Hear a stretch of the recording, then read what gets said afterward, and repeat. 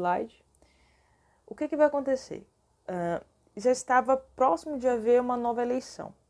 Com esse golpe aplicado em 87, com esse documento forjado de que estava sofrendo por uma ameaça comunista, Vargas ele se fecha de novo, é declarado estado de sítio, então é uma ditadura, um regime ditatorial declarado, justamente para conter essa suposta ameaça. Naquele momento não tinha essa divulgação toda em relação à dúvida de que se era real ou não, somente quem estava no grupo, quem sabia dessas articulações, sabia bem disso. Porém, hoje a gente já sabe, né, a partir dos estudos históricos, que foi um documento forjado, justamente com o propósito de já declarar essa ditadura.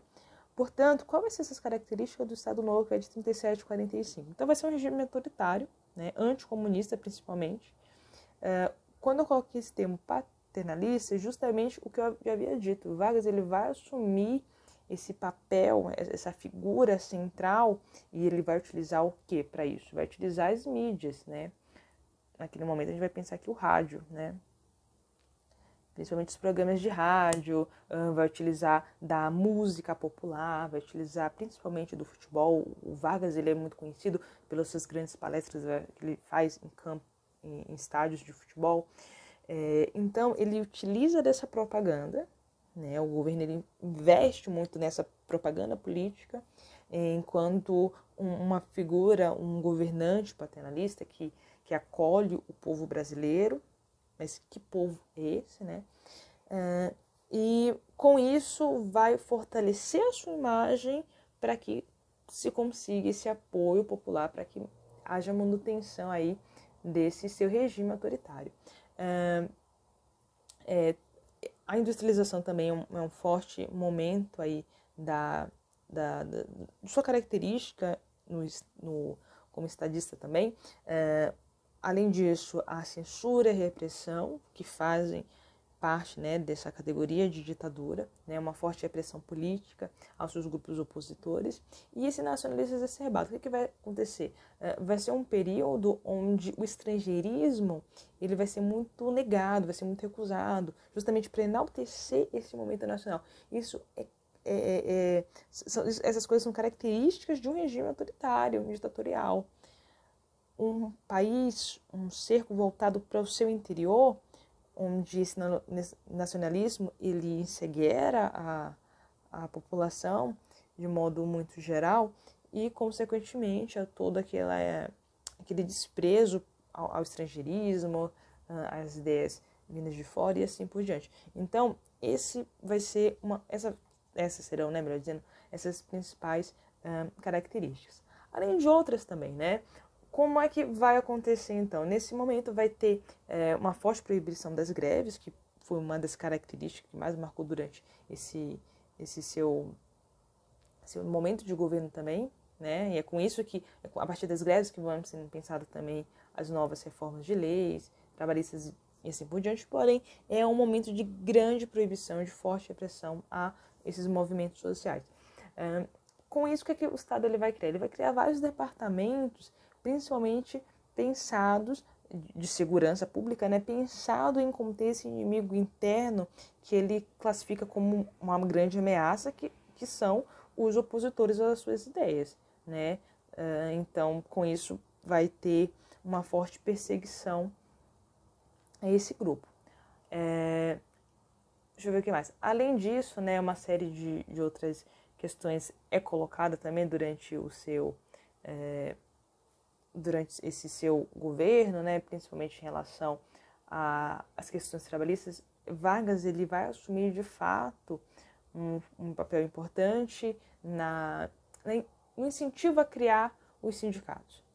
Porém, os sindicatos tinham que estar alinhados às suas ideias, né? Eram sindicatos controlados e vigiados pelo governo. Então, assim, era justamente para conter, né, esses momentos de greve, era como se fosse uma articulação ali para mediar os conflitos. Enfim, em 1943, ainda, né, chegando no final aí desse período aí do Estado Novo, que teremos então a famosa CLT, né, que vai se consolidar de fato essas leis trabalhistas, mas de novo, essas leis, elas foram, né, formadas foram criadas principalmente a partir de uma forte demanda dos grupos dos trabalhadores, né? E é com isso, principalmente com isso, que ele se aproveita para investir nessa sua imagem paternalista, né? Então, como eu falei, é um governo que utiliza muito da propaganda para buscar esse apoio popular, né? Então, a partir do DIP, né, que é o Departamento de Imprensa e Propaganda, foi um órgão criado em seu governo justamente para controlar e censurar o que estava circulando aí nas mídias, né? Além disso, também a gente vai ter uma expansão do ensino público, vai começar a se expandir, não como é hoje, né? Essa questão do ensino universal, e enfim, mas começa uma expansão justamente como um meio de se transmitir as ideias do governo, né? E barrar futuras oposições, né? Durante esse Estado Novo houve uma série de perseguições a qualquer grupo opositor, não somente aos comunistas, mas também qualquer outro grupo que praticasse suas práticas religiosas que não fossem aliadas ao cristianismo. Então, por exemplo, as religiões de Candomblé, de Umbanda, enfim, sofreram uma grande perseguição em relação a isso. O povo negro também sofreu muito em relação às suas oposições que se tinha ao governo e como a cultura estava sendo mudada, principalmente para se adequar a esse Estado Novo, né, que era um nacionalismo, mas que apagava a cultura negra do que se tinha de ideal de nação brasileira, né? E o que se tinha, às vezes, também era transformado, como, por exemplo, o samba, o carnaval. Houveram uma série de transformações para se adequar ao que se queria, então, buscar nesse nacionalismo. Enfim, algumas características importantes que a gente vai já, né, chegando aqui ao finalzinho dessa aula, acho que vou conseguir... se bem que o tempo já está estourando também, né? Vou ter que fazer em 2 partes, mas vamos lá. Importante a gente entender que já no finalzinho de 1900, já, né, no Estado Novo, né, mais próximo de 1945, como o Brasil ele vai se aliar principalmente, né, às forças dos Estados Unidos contra o fascismo na Segunda Guerra Mundial, o que acontece? O governo ele vai enfrentar um grande dilema. Se por um lado ele estava, né, no final da guerra, né, ele manda suas forças, né, justamente para derrotar o fascismo italiano. Ao mesmo tempo, há um grande dilema interno de que estava passando por um regime ditatorial.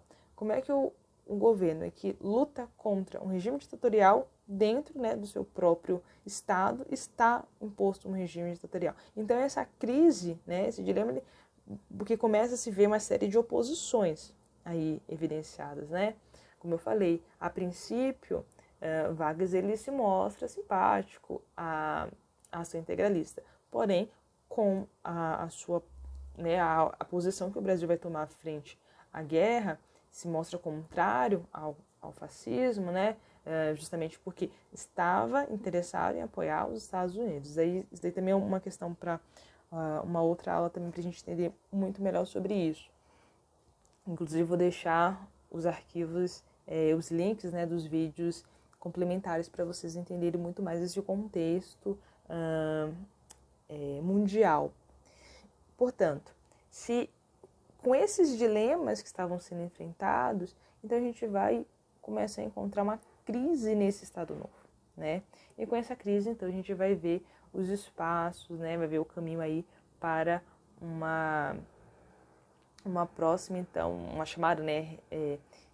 Abertura, né? Uma reabertura democrática, né? A gente vai começar a tentar ver esses primeiros passos. Porém, isso é um assunto para a nossa próxima aula.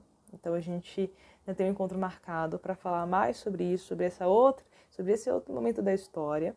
E aos poucos a gente vai chegando aí para entender muito mais sobre a história do Brasil, compreender esses processos, entender esses percalços que tivemos ao longo da nossa história e que a gente tem enfrentado hoje também, esses impactos.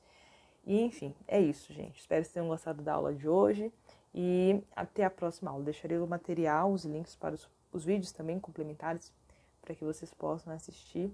E é isso. Até a próxima. Beijos.